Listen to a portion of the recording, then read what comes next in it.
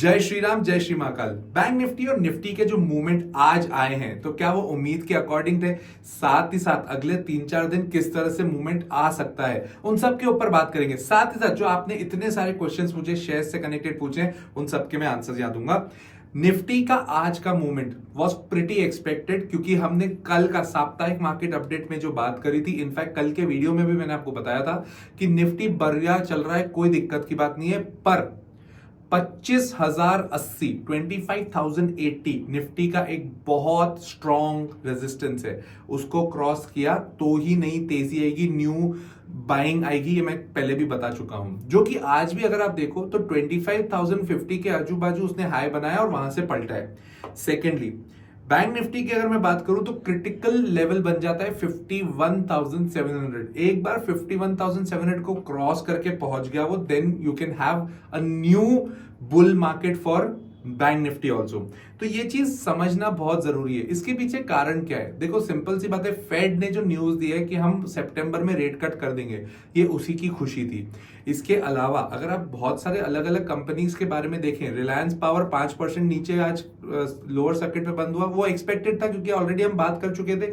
इतनी negative news होने के बाद आप सोचो कि बहुत ऊपर वो चलेगा, तो पॉसिबल नहीं है, right? So let's move towards the next part, that is TCS की अगर बात करें। कल मैंने टीसीएस के बारे में भी बताया था कि टीसीएस ने ब्रेकआउट दिया हुआ है। आज भी टीसीएस बढ़िया ऊपर चल रहा था, कोई दिक्कत की बात नहीं थी। Hindustan Unilever was the stock of the week, जो हमने बात करी थी, वो स्टॉक ऑफ द वीक भी बढ़िया ही चल रहा है, कोई दिक्कत नहीं है। मतलब ऑल इन ऑल आज का मार्केट अगर देखें तो बहुत शांतिपूर्वक मार्केट था, कोई क्रैश नहीं था, बहुत शांति से ऊपर चल रहा है। अभी भी चलने दीजिए, अपना स्टॉप लॉस लगा के रखिएगा। हाँ, बस ये यहाँ पर मेरा एक ट्रिगरिंग पॉइंट है, जो मुझे ऐसा लगता है कि अब यहाँ पर आपको स्टॉप लॉस ट्रेल करते चलना चाहिए।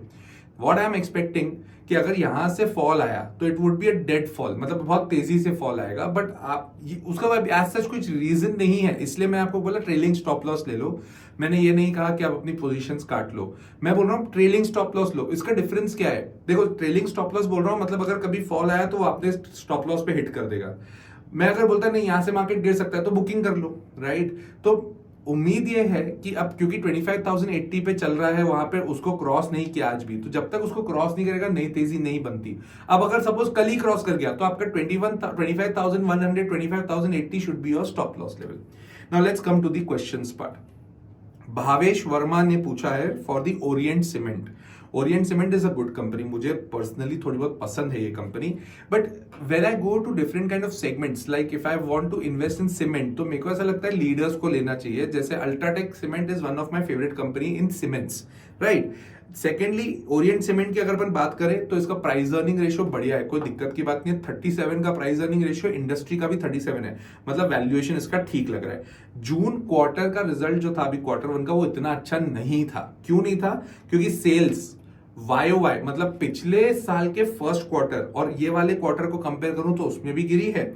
इनफैक्ट सेल्स पिछले क्वार्टर से इस क्वार्टर में भी गिरी है, मतलब इन एनी वे सेल्स गिरी है, which is not a good sign. हाँ, बट प्रॉफिट स्टेबल है। ये जो कंपनीज हैं जिनका बेसिकली मार्केट होता है कि हम अलग अलग मार्केट को पूरा कवर करके चले, मतलब उनको सेल्स के ऊपर बहुत ज्यादा डिपेंडेंसी हो जाती है। ऑब्वियसली प्रॉफिट तो चाहिए, बट फिर भी सेल्स के ऊपर डिपेंडेंसी है, इनकी सेल्स गिरना is not the good sign. इसके अलावा अगर आप एफआईआईज की पोजीशन देखेंगे तो एफआईआईज ने अपनी पोजीशन कम करी है, डीआईआईज ने बनाई है। दैट मींस एफआईआई 8.25% से गिर के 7% पे है और डीआईआई ने अपनी पोजीशन बढ़ाई है, तो इफेक्टिवली दोनों ब्रिम पे हैं, तो बहुत ज्यादा इसमें दिक्कत नहीं है। और अभी तो आप देख भी रहोगे, आप सब लोग इतना मार्केट देख रहे हैं, तो आपने ये डेटा जरूर देखा होगा कि एफआईआईज ने हर जगह सेलिंग करी है और डीआईआईज ही खरीद रहे हैं। तो अभी इस बार के बाहुबली जो है वो है डीआईआईज, डोमेस्टिक इंस्टीट्यूशनल इन्वेस्टर्स। अब इसके लेवल्स के ऊपर बात कर ले, 305 and 285 are very critical support for Orient Cement, और ऊपर अगर 367 को क्रॉस कर गया तो रॉकेट बन जाएगा। So I hope Bhavesh, your answer has been given by me. Next is Devarajan ji, who has mentioned me. I was asked about Orient Green Power. See, Devarajan जी, मैं आपको एक चीज क्लियर बता देता हूँ। ग्रीन पावर में आपको जाना है तो you have multiple good companies to go into green power, ठीक है? अब ये एक जो स्टॉक है वो बहुत बड़ी कंपनी नहीं है, ग्रो कर सकती है, इसमें कोई डाउट नहीं है। इसके जून क्वार्टर में, क्वार्टर 1 में वाई दैट मींस पिछले साल का फर्स्ट क्वार्टर का सेल्स गिरा है, ऑपरेटिंग मार्जिन भी गिरा है, तो ये एक थोड़ी सी संकेत जो है वो अच्छे नहीं है। इसके अलावा इसका डेट भी क्रिटिकल है, मतलब इसके पास लोन्स हैं और लोन्स काफी हैं, मतलब अच्छे खासे हैं। I am not saying alarming है, अलार्मिंग नहीं है, बट लोन्स हैं। तो आपको इसकी बैलेंस शीट को बहुत क्रिटिकली देखना पड़ेगा, इनफैक्ट अगले क्वार्टर में भी बहुत ध्यान से देखना पड़ेगा। प्रमोटर की होल्डिंग 49% से गिर के 29% हुई है, विच इज नॉट गुड। क्यों? और इसके बाद करेला और नीम चढ़ा, प्रमोटर ने कम किए, तो FII DII ले ले तो बहुत बढ़िया लगता है, बट FII DII ने नहीं लिए हैं, पब्लिक ने लिए हैं, DII ने अपनी पोजीशन कम करी है। तो ये ऑल इन सारे पैकेजेस को देखने के बाद में समझ में आता है थोड़ा रिस्की ज्यादा है, राइट। नेक्स्ट, विशाल गुप्ता जी का क्वेश्चन था फॉर GE शिपिंग। तो GE शिपिंग का मैं आपको 2-3 चीजें पहले बता देता हूं। सबसे पहले प्राइस अर्निंग रेशियो इसका कम है, मतलब बहुत ही बढ़िया वैल्यूएशन पे ये कंपनी मिल रही है। क्योंकि प्राइस अर्निंग रेशियो कम है तो थोड़ा कॉन्फिडेंस आता है। 6 पे इनका प्राइस अर्निंग रेशियो और इंडस्ट्री का 24 है। ऐसी भी कंपनी के ऊपर फोकस नहीं किया जाए तो क्या मतलब। डेट कंट्रोल में है, कोई दिक्कत की बात नहीं है। FIIs भरपूर है इनके पास, 25% पे है, DII 17% पे है। प्रमोटर की होल्डिंग कंपैरेटिवली इन सबसे देखा है तो थोड़ी कम है, 30% ही है। But all in all it's a very good company. ये अभी थोड़ा नीचे गिर रही है, अगर आपने ध्यान दिया हो तो ये आज भी गिरी है। इसका सपोर्ट 1250 का है और 1135 का है, तो ये दोनों सपोर्ट और सपोर्ट को अगर आप प्ले कर पाए बहुत अच्छा रहेगा, ठीक है। Next is Neeraj Garg has asked me for सर्वोत्तम फिनवेस्ट सर्वोत्तम फिनवेस्ट का। यार देखो नीरज, पहली चीज तो यार ये है पेनी स्टॉक। मेरा पर्सनली कोई इंटरेस्ट नहीं होता है पेनी स्टॉक में।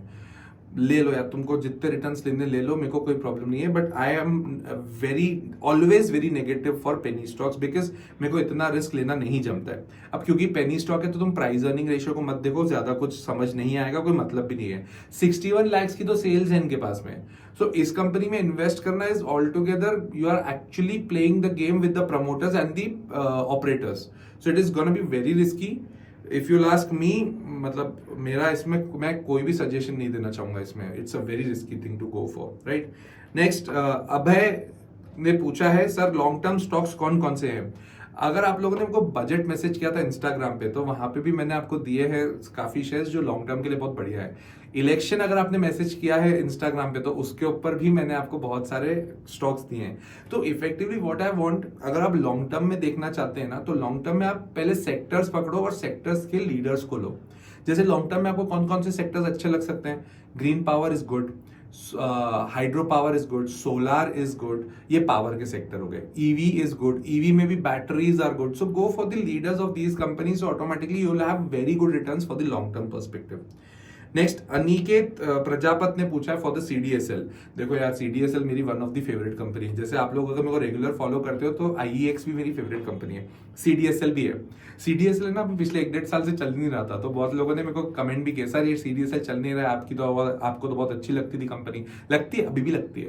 तो CDSL में 1560 के ऊपर अगर चलता जाएगा तो it is a very good thing to buy also if you want to go for fresh entry, but please take your risk accordingly. This is not a buying और सेलिंग रिकमेंडेशन, बट क्योंकि charts बता रहे हैं वो मैं आपको बता रहा हूँ।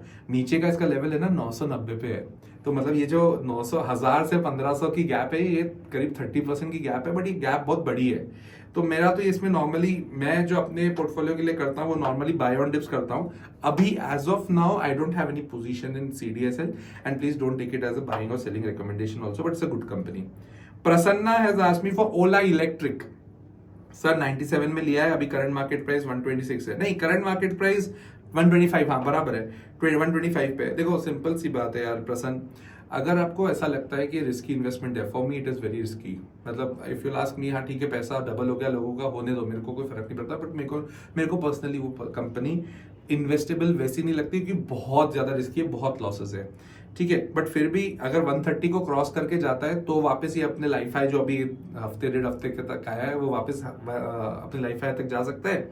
और अगर आपको डर लगता है थोड़ा बहुत भी, तो 97 आपके कॉस्ट पे आप क्या कर लो, अपना सेट कर दो स्टॉप लॉस, तो कोई दिक्कत की बात नहीं है। एग्जिट अगर आपको लेना है इसमें तो थोड़ा वेट कर लो, अगर 130 को ऊपर क्रॉस कर जाता है तो 120 पे अगर एग्जिट ले लो, या 130 के ऊपर जा रहा है तो 130 पे स्टॉप लॉस लगा दो। So this is what you can do, ठीक है। This is actually not recommendation, ये तरीका होता है। मैं आपको इसमें तरीका सिखा रहा हूँ कि किस तरह से आप ट्रेड लेकर उसको एग्जीक्यूट कर सकते हो, राइट। तो I think I have given all the questions for today and tomorrow जो भी आपके क्वेश्चंस होंगे I will be definitely taking it on my next session here on YouTube and I wish you all the best. कल की अगर मैं बात करूं तो ऑब्वियसली बात है एज ऑफ नाउ तो लगता है कल भी मार्केट ऊपर ही है, तो कोई दिक्कत की बात दिखती नहीं है। स्टॉप लॉसेस लगा लेना यार, स्टॉप लॉसेस लगाना बहुत जरूरी है, ठीक है। तो स्टॉप लॉस लगाइए, इंजॉय करिए, अपना लाइफ मजे से जिए। कल वापस मिलते हैं निफ्टी बैंक निफ्टी और क्वेश्चंस को लेके। Thank you. जय श्री राम, जय श्री महाकाल।